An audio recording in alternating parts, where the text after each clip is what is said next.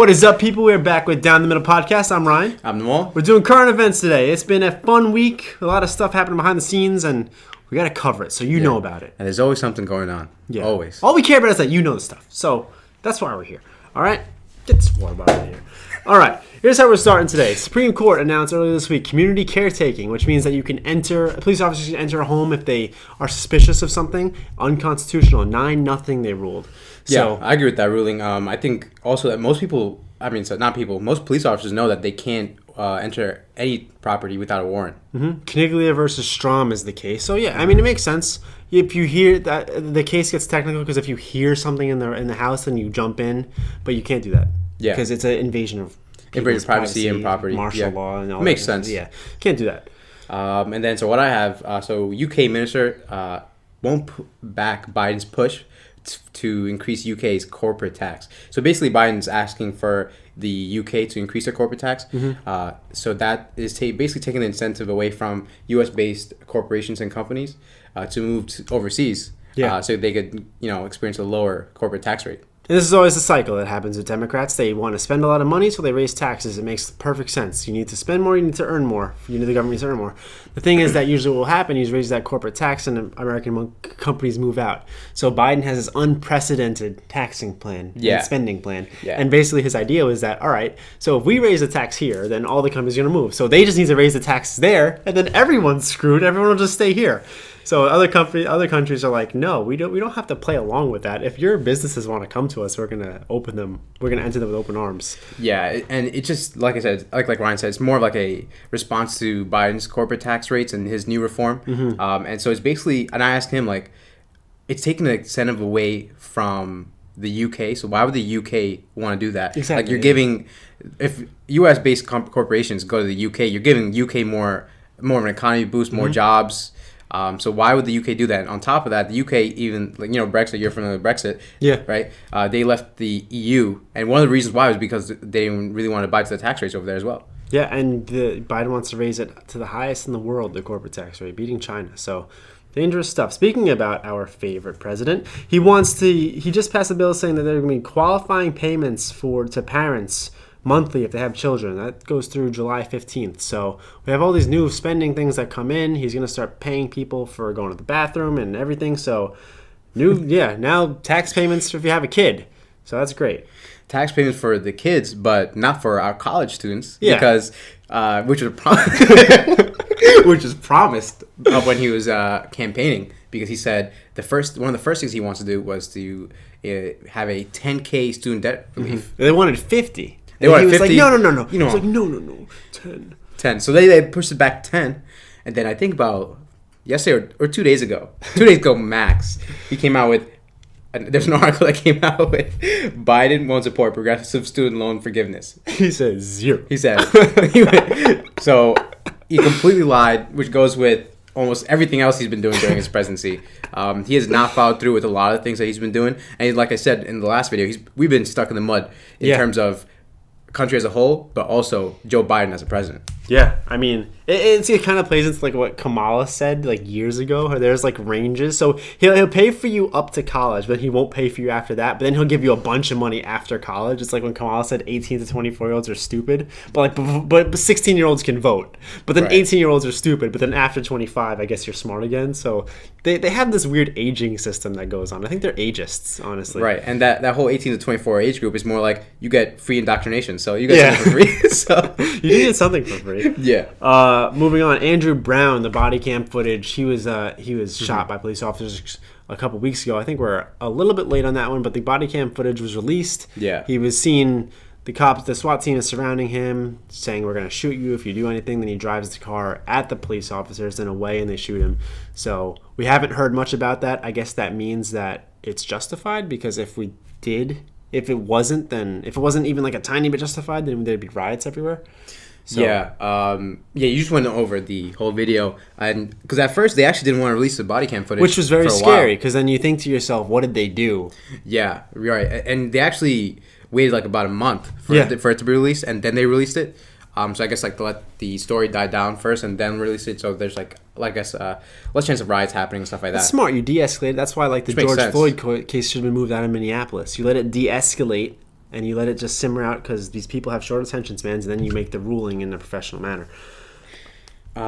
Move on to the next one. Yeah. So right now, this is more COVID related. So New York schools are opening September, but that's more like a New York based type of news. But along with that, a lot of colleges are opening up as well. So the thing with that is there's a rollback of online classes. Actually, pretty much most colleges are taking back the option for that. But now they're giving you the option to vaccinate and attend the school. Wow. So yeah, I mean, it's not really an option, but it's more like a requirement. It's more like a So now you're required to not only go be present in school, but also have the vaccine before you even think about even going. Yeah, and speaking of blue states that are given that real freedom of choice, Lori Lightfoot, the Chicago mayor, says no more interviews for white people. So if you're white and you're a reporter, you just became unemployed. So, wow. Yeah. I mean, that's great. You just go up to her and you're just like, can I have an interview, Mrs. Mayor? And she's just like, no, look at you. And you're just like, what did I do? It's like, but wow. I mean, she's got a lot of backlash for that, but she's standing by it. Only if you're black and brown, you get an interview with the mayor of Chicago. And she said that explicitly? Yeah. Oh, 100. Wow. Yeah, it's an interview. Yeah. Oh wow. Mm-hmm. Wow. She's way over there on the left. This is my left. And speaking of left or more western side of the country, yeah. Oregon. There you go. It's requiring vaccine passports. So I mean, it goes back to we talked about this plenty of times before. It just goes back into the whole rights, and people need much more time to really think about it. And I mean, you can't really force things like that. Yeah. It's more like a personal decision. But on the flip side, you have all the way to the right side of the country, or more the eastern side of the country, Florida. Then DeSantis is completely against it and actually banned the vaccine passports. So you can see the polarization, literally left and right. Not only right there. did he ban the vaccine passports, if you get convicted of any COVID-related crime, he will pardon you. It's like he's just so over COVID. And speaking of Ron DeSantis, he signed a bill today that if a social media platform censors a political candidate, they will be fined. I think the fine is huge too. I think it's like $250K a day. So that passed today. A lot of applause, a lot of celebration. Nobody's gonna play around with that. No, that's amazing. That's great. And I think that we should be able to come together bipartisan to say that censorship and the stuff against candidates and political candidates, I think that we can condemn that on a bipartisan basis. Ron DeSantis leads the way. Let's go, Ron. 2024. Maybe. But who's not leading the way is Fauci currently, because he's in the hot seat. So I gotta work on my Fauci impression. I would love to do it on here. I actually really don't know what he sounds like. I do, but not enough as Biden raspy. Or Trump or something like that, huh? Coronavirus came from here. Oh yeah, okay, that actually reminds me. Yeah, okay. But yeah, so Fauci around May 5th, he said that there's absolutely no way the coronavirus was deliberately or artificially created.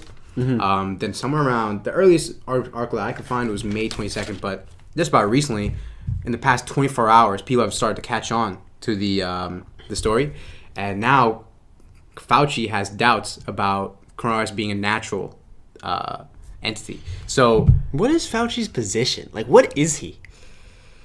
I don't even know at this point, but it obviously. I don't know. I mean, he does have a lot of experience under his belt. He's been through plenty of, he's been through swine flu, he's been through the AIDS epidemic, he's been through a lot of stuff. But I'm surprised of how he handled this. It's kind of weird, but also adding on to that whole story, the Wall Street Journal, I think, was one of the first sources to report on this, but 3 Wuhan Institute researchers, around November 2019, which is when we predicted the coronavirus actually originated, in terms of time, 3 researchers were actually went to the hospital after becoming sick, after doing some sort of, research or project. Trying to combat and that's actually straight from the U.S. intelligence report.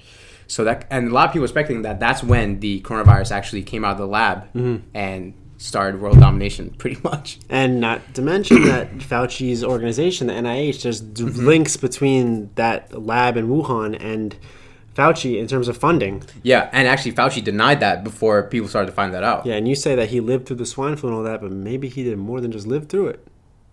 He funded these labs. Dun, dun, just dun. saying. We don't know. It's all speculation. I believe in you, Anthony. Just something to think about.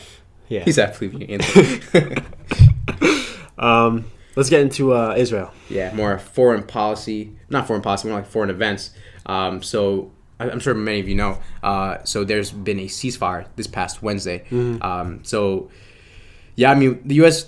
unfortunately had pretty much no part in that. Even though Biden called for de-escalation, he hasn't been doing much de-escalation at all. He like whispered it from a corner of the White House. Yeah. From the corner of the White House. Yeah. That's pretty much what he did. Yeah, that's it. So basically, Egypt and Russia did most of the groundwork. Egypt brokered the actual ceasefire, and then Russia did the actual threatening part, as more like world power stance. Yeah. And actually, thank God, it actually came to a halt. Yeah, I mean, you had 200, I think it was over 200 Palestinian lives lost. Israeli side was a lot less, but there are thousands of rockets launched on each side. It was just a huge disaster, and now hopefully we can come to some kind of diplomatic solution here and figure something out. Yeah, I hope the UN actually steps in this time and doesn't create this whole mess again. Yeah. I mean, UN, I have my own problems with the UN, but the UN, just lack of action. UN is just the name for me, honestly. But so UN stands for you never do anything. Bars. Yeah. Mixtape drop on Friday. But on the flip side of that, here in America, we've been seeing a lot of anti-Semitism now. A lot of attacks on Jewish people. We had 17,000 Twitter mentions in a day before Twitter acted about Hitler being right about the Holocaust. New York City, Los Angeles, Washington, D.C., Seattle, Florida, all places where we had attacks on Jewish people by Palestinian people.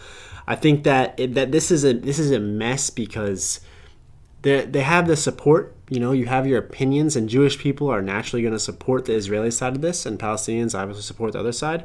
The worst thing you can do, because the public is with you, Palestine, we want to see these people stop dying, the worst you can do is now start to attack the people who aren't at fault, because then you're going to start to turn public opinion a little bit and say, well, now you're attacking people who have nothing to do directly with this. You can condemn the violence over there, and you should, but that doesn't mean to bring violence here, The last thing we need is... Do we know the demographic of those attacks, though?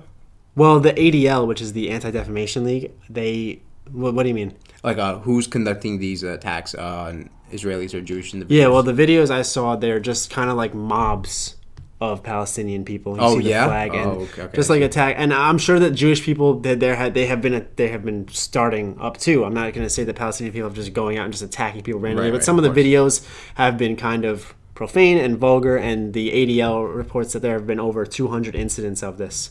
There was in the past week. So, I mean, hopefully we can just finally calm down with this crazy situation. We don't need more violence in America. We don't need more division in America. We need to just come together and face the problem together. And, attacking innocent people is not the way to do that. Absolutely agree. And funny you said calm down and less violence, because when one thing ends, another thing starts. Because we actually just got a rocket from Iraq at the Ain al-Assad Air Base that hosts U.S. forces. There are no casualties, but it just goes to, you kind of question, like, what is going on? Because in terms of foreign policy, everybody's been acting up. And for foreign events, rather. Where we have a weak people leader. And we said in the last video, people are testing waters, but Iraq is just not even testing the waters. They flew right out the water. They test the waters with tsunamis. Yeah, it's insane. But you see, because now Israel and Palestine, that whole thing happened. Then Russia's coming in. Egypt brokered the ceasefire. Iran messed with our naval ships, right? Yeah. We didn't really see this in the previous administration. And now in this administration, everybody's trying something. Now Iraq is throwing a missile, or a rocket rather. And it just goes to show, like, what's our position in all this, right? Yeah. It was always speak softly and carry a big stick, but then Trump was like scream and carry a big stick, and it worked. Like in terms of foreign policy. Yeah. Yeah, I mean, these other countries they knew what was up. Not to say that Biden is fumbling and he's making us weak in all these different ways, but we are getting tested. Like we're getting tested now, and we have to stand up and we have to show the world that, hey, you can't do that stuff. And speaking of foreign policy, you have the Nord Stream 2 pipeline in Russia approved by Joe Biden. This runs from Germany to Russia, and it's going to make a lot of Europe a lot more dependent on Russian oil. Yeah. It's going to boost that Russian economy a lot. There were a lot of sanctions against this pipeline. Ukraine is against it. The European Parliament voted 581-5 against it, but now Biden signs off, so they're going to get that pipeline. Pretty much everybody's against it because they know how detrimental it would be to Europe and surrounding countries, especially Ukraine. It's national sovereignty. Right, because they would be the first ones to face the repercussions of Russia gaining a lot more power. Yeah. And then Biden, when he signs off on that pipeline, but then also stops and halts the production of our own pipeline, it just goes to show, like, who's in best, like the best interest, like of I mean, that's Biden? if he really believes that pipelines are like really, really bad, Right. And then he's just like, Like- let's do it to Russia because they're so bad. Like, is that the logic behind that? Yeah, it's kind of dumb. Like Russia's like just so happy because they want this pipeline so bad. Then Putin's like, well, Biden thinks pipelines are bad, so he'll let us do our pipeline. He's playing the long game. He's playing the long game. Yeah. So I mean, pipelines are bad. I hope he's not that stupid though. I'm talking about Biden. Like really, is that his thought process that, oh, we're going to, Green New Deal, we're on the fast end of things, or like Yeah, one like of the better ends, if he honestly believes the Green New Deal is the path to success and that pipelines are a detriment, and then destroy a country. maybe he thinks he's making like some major like push, like some major aggressive push, like a He thinks it's declaration a power of move. war, a power Like, move this by is a power giving move them. by giving them. Hey, I mean, man. hopefully it works, Joey. But Notre Dame says that Joe Biden will not speak to the 4,300 attendees at their graduation ceremony because of his stance on abortion. So Notre Dame is a predominantly Catholic organization, and now Joe Biden, who ran as a devout Catholic, Catholicism, the views are pretty much anti-abortion. You can't do that. So Joe Biden runs as a Catholic, but he says all these things that aren't Catholic, and now Notre Dame says we don't want any part of it, so he won't be speaking. Do we have any more foreign policy? Foreign events? policy, I am good. Okay, yeah, me too. So we'll just go back into the U.S. and it's more like Democrat, Republican type of thing going on. But if you guys have heard of Ipsen and Reuters, you've heard about it, right? Yeah, It's Reuters more of a so it's an insight and analytics company. And it conducted a survey recently. The survey results came out, I think, yesterday actually. So very recent.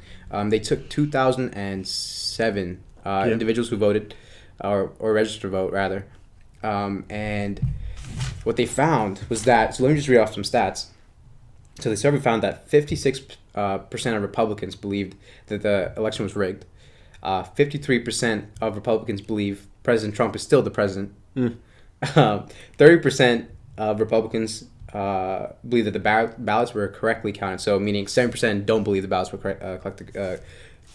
correctly counted. And then 63% believe that Trump should run in 2024, which we're both against, by the way. What was the percentage of the last one? About the 2024 run, 63% of Republicans, which is a lot. Yeah, that's a lot. Yeah. But yeah, I mean, wow, these stats. Some of these stats are crazy. So I mean, for one, 56% of people believing that Republicans believing that the election was rigged. That's not really surprising. I think I've heard that from plenty of people on the right side. But 53% believing that former President Trump is still the president. That is a shocker. Yeah. That's a huge. That's more than half, right?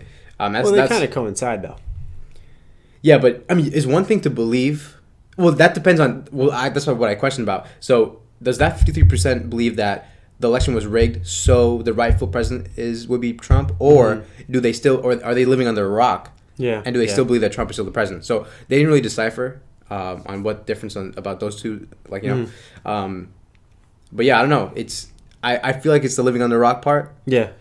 I would think so too. But that's like these people vote. Do you not know what's going on in terms of current events? I think that like with the whole voter fraud thing, it's popular and there are conversations to be had about it. But in terms of wanting Trump to still be the president, you can want that, but we got to kind of move forward, focus on 2022, focus on 2024, and get over this idea that Donald Trump is your president, because he's not. I mean, he was. You could say it was a good or bad 4 years, but he's not right now. So we got to focus. Next year is a big year for us. So yeah, I'm also surprised about 63% believe Trump should run 2024. I feel like that's a bit of a large percentage. Yeah, I mean, it really depends on like where the poll was taken, because it's 2007 people and it's like 64% of half.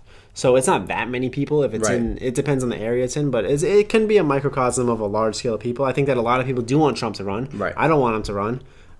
We don't want. Neither one of us wants him to run. But I think that he is the leader of the Republican Party right now. It doesn't mean that he has to run for president. Yeah, he's still relatively popular enough to keep on running. So he's very, very popular. Yeah, very popular. And speaking of Donald Trump, January 6th was the insurrection at the Capitol where all the insane racist white people ran in there and, well, kind of just sat there, and then the senators came back in. But it was horrible. It was the worst thing that's ever happened, actually. And so Nancy Pelosi passed a commission for the January 6th to be treated as an insurrection terrorist attack. That commission, the bill to treat it as that, passed in the House 252 to 175, so a lot of Republican support. The thing at the attack on the Capitol was horrible. It interrupted a major legislative process, and it was just disgusting, and the people who did it deserve to be in prison. But to treat it, I mean, one thing that was interesting about it that a lot of people say is that, like, compared to the other things that have happened, the riots, billions of dollars in damage, like, this one, they went in there, they all got taken out, and then the process just continued as it would a couple hours later. So it was a horrible thing, but it didn't delay anything. There was no damage done, no sizable damage. It was just like a real painful thorn in the side, and then they just kind of took it out. There's no type of commission to go against the Antifa $2 billion in damage. There's nothing to do to protect us against that. But this commission does pass a lot of Republican support.